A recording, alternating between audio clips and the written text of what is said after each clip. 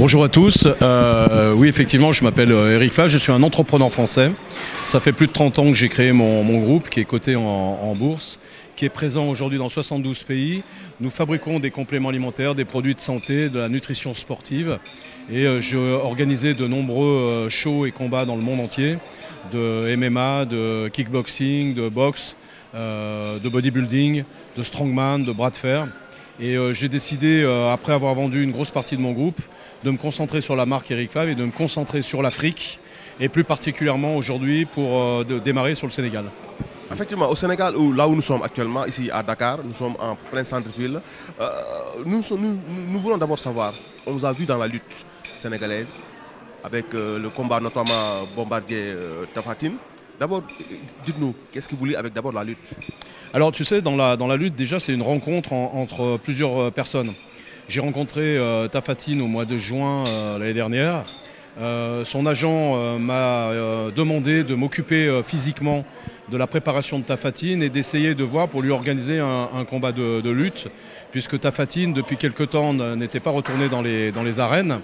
Et j'ai relevé le challenge parce que le gars m'a plu. Tapha Tine est une personne déjà physiquement qui est d'une puissance énorme. Et j'ai senti qu'il y avait du potentiel chez lui. Et je l'ai envoyé pendant 5 mois en Côte d'Ivoire, dans le club de Eric Favre Gym à Abidjan, où il a fait une transformation physique. Il a préparé son combat de manière très professionnelle. Et jusqu'il y a 1 mois et demi, puisque après il est revenu contre mon gré, mais pour des raisons mystiques, et ici pour finir de préparer son entraînement. Et pourquoi la lutte? J'ai trouvé que la meilleure façon d'être accueilli ici au Sénégal, c'est en étant dans un sport culturel qui est cher au cœur des Sénégalais, et je vais tout faire pour donner le meilleur de moi-même. Et pour ça, j'ai choisi un promoteur qui avait envie aussi de faire évoluer les choses et qui a une bonne expertise de la lutte. C'est pour ça que je travaille avec Alioune Gueye, qui est donc le patron de Loon Production. Mais vous, exactement, quel rôle vous jouez exactement dans ce combat, dans l'organisation de ce combat? Eh bien, déjà, je suis son partenaire de cœur, d'esprit, et puis bien sûr financier, puisque vous le savez, aujourd'hui, organiser un combat de lutte, si on veut faire les choses correctement, ça coûte relativement cher. Comme je ne voulais pas qu'on rentre dans le système classique où on court après les sponsors, on essaye d'augmenter les prix, on court après l'argent, je me suis proposé de m'investir à 100% et d'être le main sponsor, c'est-à-dire le seul sponsor, et qu'on leur montre l'exemple pour organiser un show qui soit un petit peu différent, pour aussi convaincre demain des sponsors de revenir dans la lutte, parce qu'on a perdu tous les gros sponsors, parce qu'ils estiment que la lutte, soit elle est trop violente, soit elle est trop mystique. Donc beaucoup de gens sont éloignés de la lutte, et je trouve fort dommage, parce que c'est quand même notre sport national, notre sport de cœur. Et quand je vois la capacité de ce sport de remplir les arènes, c'est-à-dire 20 ou 22 000 personnes, moi j'ai jamais vu ça dans un sport de combat en France et ailleurs, qu'on arrivait à réunir 20 000 personnes avec une ferveur de dingue. Donc je me dis, ça vaut la peine de s'investir dans ce sport. C'est un pari quand même? Est-ce que ce n'est pas un pari risqué? C'est un pari risqué. De toute façon, c'est une perte sèche pour moi, c'est sûr, puisque étant le premier sponsor, ayant généré ma propre chaîne de télé avec ericfavtv.com, je suis autonome à 100%. Je suis 100% responsable de mes actes. Et je n'ai pas fait ça pour l'argent, vraiment. Je ne dis pas ça avec de la flagornerie. J'ai fait ça pour montrer que j'étais vraiment sénégalais, que j'étais africain, et que je venais pour me donner, pour servir l'Afrique et pour développer mon business et ma marque, mais d'une manière différente que tout ce que vous avez connu jusqu'à présent. Par rapport à ce combat, vous réunissez deux grands lutteurs sénégalais, Tapha Tine et Bombardier, qui s'étaient affrontés il y a 10 ans. En 10 ans, est-ce que vous le saviez déjà? Non, j'ai appris, j'ai connu l'histoire de Bombardier et Tapha Tine après avoir dit à Tapha Tine que j'allais m'engager sur un combat, parce qu'au début, on ne savait pas contre qui on allait opposer Tapha Tine. Et moi, je connais Bombardier depuis plus de 5 ans. Bombardier devait venir dans un show à Lyon de MMA. Il devait venir. Donc Bombardier, vous savez, c'est votre lutteur le plus connu aujourd'hui. Il y a beaucoup de gens dans le monde entier qui connaissent Bombardier pour sa puissance, pour ses exploits qu'il a fait dans la lutte, mais surtout aussi dans le MMA. Et puis c'est quelqu'un qui est très posé. Je trouve que c'est un très bon exemple pour la lutte. Et quand Alun Game m'a proposé éventuellement d'opposer Bombardier et Tafatine pour la revanche, je ne savais pas si Bombardier allait accepter de s'opposer à Tafatine, qui est plus jeune que lui et qui fait peur, parce qu'il est puissant, Tafatine. Et il a accepté, et j'étais super content. Donc c'est comme ça qu'on s'est dit on va faire la revanche de Bombardier Tafatine pour que le meilleur gagne le 12 février et que j'espère que on les départagera autrement que par un arrêt médical. Ce n'est pas compliqué pour vous de les décrocher, ce combat? Vous savez, dans la vie, rien n'est facile. Je n'ai jamais cherché la facilité, je cherche la simplicité. Donc on a parlé tous honnêtement, directement, avec notre cœur, avec un objectif commun, c'est de faire une très très belle revanche. Et comme vous l'avez vu, les deux athlètes, les deux combattants sont sous ma marque. Ça choque un peu les gens parce que je veux vraiment que le meilleur gagne dans les arènes. Mais dans la vraie vie, on est des hommes avec du cœur, avec de l'esprit, avec de l'intelligence. Et on n'est pas là pour se faire la guerre en dehors de l'arène. On joue le jeu des régions, des ethnies, mais que le meilleur gagne. Mais je veux que ça se fasse dans des règles de l'art, avec du respect, avec de l'amour, avec de la technique, pour que le public se régale et que le meilleur gagne au milieu de l'arène. Si je vous entends bien, vous êtes pour que les choses aillent dans le bon sens, dans le fair play, qu'il n'y ait pas de violence? La violence, elle est pendant le combat et c'est une violence sportive. Mais ça ne doit pas être une violence revendicative. Incident? Ouais, revendicative. J'espère qu'il n'y aura pas d'incident. J'ai mobilisé tous les autres lutteurs. On a 9 combats magnifiques avec Tonnerre, Jambar et plein d'autres, qui sont des très très beaux combats qui pourraient à eux seuls remplir l'arène. Et on les a mobilisés parce que je m'intéresse à eux. C'est des gens qui ont beaucoup de talent, qui n'ont pas beaucoup de moyens. J'ai envie de les mettre vraiment à la lumière et que le 12 février, ces gens soient vraiment les vedettes du show et que le public soit heureux. Et c'est l'essentiel aujourd'hui, à mes yeux en tous les cas. Donc j'ai demandé aux lutteurs de faire appel à leurs fans, de ne pas semer la violence et le trouble pendant l'événement. Après, comme vous dites ici, Inch'Allah. Combien vous a coûté cette journée? Cette journée m'a coûté très cher. Je ne sais même pas exactement aujourd'hui combien parce que je n'ai pas planifié. On a fait spontanément. Je ferai les comptes à la fin du combat, mais je vous avoue que je n'ai pas compté. Je me suis remis à Alun Gay en lui disant je te donne carte blanche pour organiser un show qui soit correct, qui plaise au public et on fera les comptes à la fin, c'est pas grave. Aux deux lutteurs, est-ce que vous pouvez à peu près les cachets des deux lutteurs, est-ce qu'on peut les avoir? J'ai un contrat de confidentialité dans lequel ni eux ni moi ne pouvons dévoiler le cachet au public. Et je dirais que je ne veux pas rentrer non plus dans ces nouveaux trucs de combien il a gagné, combien il gagne. Je suis pas dans le football où les gens sont tous à regarder combien le transfert a été fait, combien. Moi je parle sport, je parle culture, je parle pas argent. Ces derniers temps, on a remarqué que la lutte sénégalaise, il y a des combats qui tirent à longueur, qui démarrent à 21h jusqu'à après 22h. Est-ce que vous avez eu à discuter avec ces deux lutteurs, ou même avec les lutteurs qui seront sur place dimanche? Oui, bien sûr. Moi, je suis allé voir le combat de Balaguer et Bognan.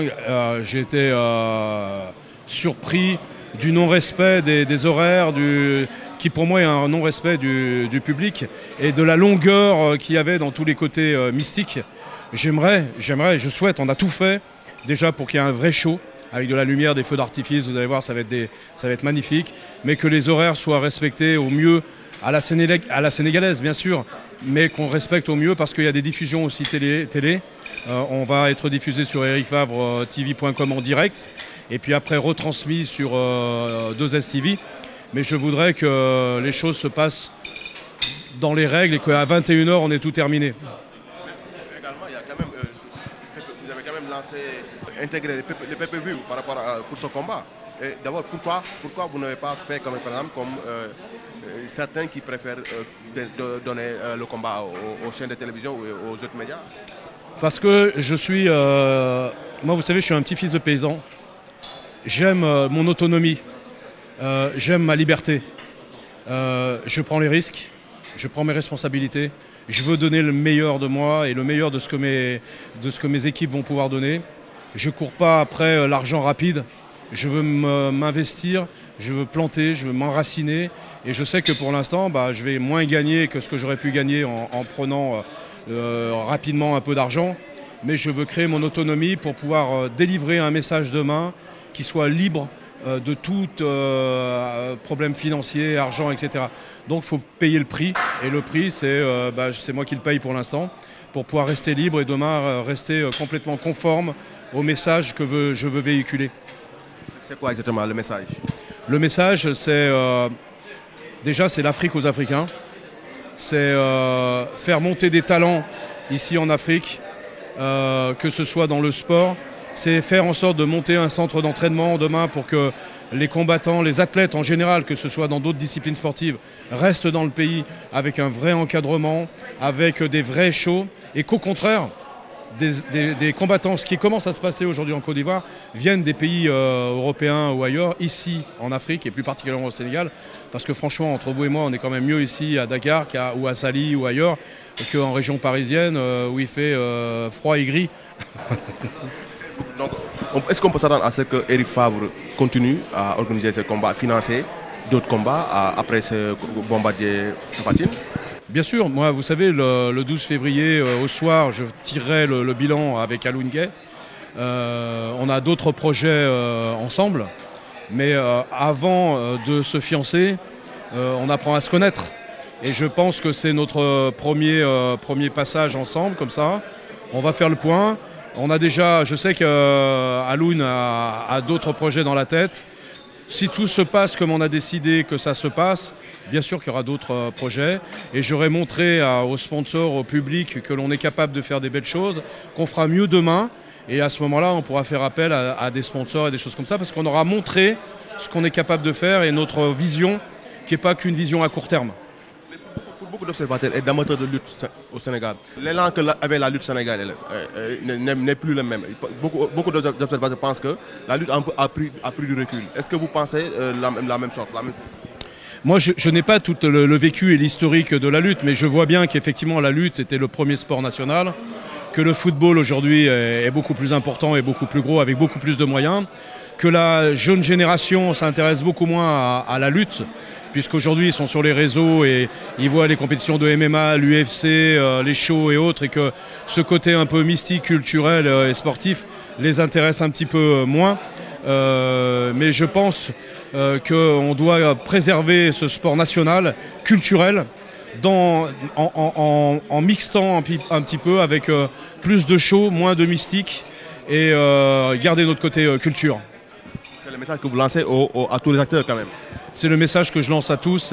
Je ne suis pas contre le mystique, je suis moi-même quelqu'un de mystique. Toute ma vie, j'ai été là-dedans, mais il faut le juste dosage. Et la culture, elle est primordiale. Moi, je viens d'un pays, la France, qui était au niveau culture le numéro 1 au monde et qui aujourd'hui est devenu une catastrophe où notre culture est complètement détruite. Je veux militer pour le Sénégal, pour l'Afrique, que votre culture reste quand même centrale et pas vous occidentaliser dans le libéralisme, le capitalisme débridé. Il faut monter le capitalisme et le niveau au niveau en Afrique, mais il ne faut jamais perdre notre culture. Et vous avez une culture qui est magnifique. Moi, j'adore ce que vous faites quand je suis au milieu avec les tambours, les dents. Je danse comme un mec de 60 ans, un blanc qui n'a jamais fait ça. Je peux friler le ridicule des fois, mais je le fais avec mon cœur et j'adore faire ça. Parce que je ressens cette fierté que vous avez, cette énergie, et il ne faut jamais le perdre. À vous entendre parler, on a l'impression que quand même vous vous sentez mieux qu'ici, que dans votre propre pays, là où vous êtes né en France. J'adore mon pays, la France, je l'adore. Mais tu sais, je dis souvent, je suis fier d'être né en 1963 en France. J'ai honte d'y vivre en 2023. Donc comme je aime mon pays, je ne veux pas être en critique en permanence. Donc j'ai décidé de m'expatrier. J'ai 60 ans et de recommencer une nouvelle vie même à 60 ans. Et montrer que même à cet âge-là, avec son cœur, avec de l'énergie, avec une bonne vision, on peut reconstruire quelque chose. Et honnêtement, je vous le dis, j'ai jamais été aussi heureux depuis ces 5-6 dernières années que depuis que je suis ici, depuis quelques mois en Afrique. Et ça me donne envie de donner vraiment le meilleur de moi-même, avec beaucoup d'humilité, beaucoup de bienveillance, j'ai rien à prouver, j'ai fait ma vie aujourd'hui et je suis très heureux de travailler avec des jeunes entrepreneurs. Je travaille avec des jeunes entrepreneurs, avec des jeunes lutteurs, avec la jeunesse qui représente la majorité de la population. Et je vais essayer de donner modestement mon expérience et essayer de construire quelque chose ici en Afrique et qui restera en Afrique, ça ira pas en Europe. Votre famille, elle est en France ou bien c'est vous seul qui êtes là? Alors moi aujourd'hui je suis là, ma femme est ici, elle me rejoint de temps en temps parce qu'elle est hôtesse de l'air. Mes 2 fils travaillent dans mon groupe, j'en ai un qui est là aujourd'hui et ils me regardent, ils m'observent. Et si aujourd'hui je peux tracer un chemin qui soit également familial et autres, j'espère qu'un jour ils me rejoindront ici. Mais j'ai toujours été un guerrier conquérant. J'ai ouvert sur les 72 pays, j'en ai ouvert moi 40 tout seul. Je suis un nomade. C'est pour ça que je vous disais au début, je suis un Africain. Plus que j'ai le cœur blanc et la peau blanche et le cœur noir. Donc j'ai toujours été comme ça. Donc je suis ici. Je ne suis pas chez moi, mais je suis comme chez moi. Nous allons quand même évoquer une dernière partie, c'est le MMA. Vous l'avez souligné tout à l'heure. Il y a beaucoup de lutteurs sénégalais qui sont lancés dans les MMA. Il y a Bombardier, il y a Reug. Il y a Cité également. Vous dites-nous, quel regard avez-vous, que pensez-vous de ces lutteurs sénégalais qui se sont lancés dans les MMA également? Moi, je trouve que c'est une très très bonne ouverture parce que je ne connaîtrais même pas la lutte sénégalaise si je n'avais pas connu Bombardier. En m'intéressant à Bombardier quand il faisait du MMA, je me suis rendu compte qu'effectivement c'était une star dans son pays, dans la lutte sénégalaise. J'aurais jamais su avant ce que c'était que la lutte sénégalaise. Donc je pense qu'effectivement cette mixicité entre la lutte sénégalaise et le MMA, c'est la plus belle ouverture que peuvent avoir les lutteurs sénégalais sur le monde extérieur. Et que ça va permettre aussi à la lutte sénégalaise à terme d'évoluer et de pouvoir un petit peu se ranger un peu pour être exportable. Aujourd'hui dans l'état, elle ne l'est pas. Et le MMA, c'est une discipline aujourd'hui qui fonctionne, qui est bien. J'espère qu'elle sera autorisée prochainement en Afrique. Et moi, je m'entends très bien avec les gens de la Fédé de MMA. Et notre premier vœu, c'est de pouvoir faire un grand show de MMA ici au Sénégal, mais avec l'appui, bien sûr, des politiques, du ministère et autres, et avec la garantie qu'on fera quelque chose de très classe. Vous conseillez aux lutteurs de continuer de connaître le MMA? Bien sûr. Le MMA, aujourd'hui, vous ne pouvez pas aller contre l'engouement qu'il y a. Et vous avez 75% de jeunes. Tout le monde ne veut pas faire de la lutte. Tout le monde ne veut pas faire du kickboxing. Il faut donner le choix aux jeunes. Il faut donner les structures qu'il faut. Leur amener les compétences autour pour pouvoir développer le sport dans la jeunesse. C'est essentiel. Il vaut mieux canaliser l'énergie des jeunes dans le sport, dans les différentes disciplines, que dans la drogue, dans les choses de petites racailles, etc. Et surtout sans vision d'avenir. Vous voyez comment ça se passe aujourd'hui. Et le sport a beaucoup de débouchés, pas simplement de devenir un champion olympique, mais de coaching, de vendeur, de conseils, etc. Il y a beaucoup de choses à faire. Merci Eric. Merci à vous. On se donne rendez-vous à dimanche. On se donne rendez-vous à dimanche, 16h, ou autrement sur ericfavre.com. ericfavtv.com. Vous allez nous inviter également. Eh bien, aucun problème, bien sûr, vous êtes invité. Merci beaucoup. Merci à vous.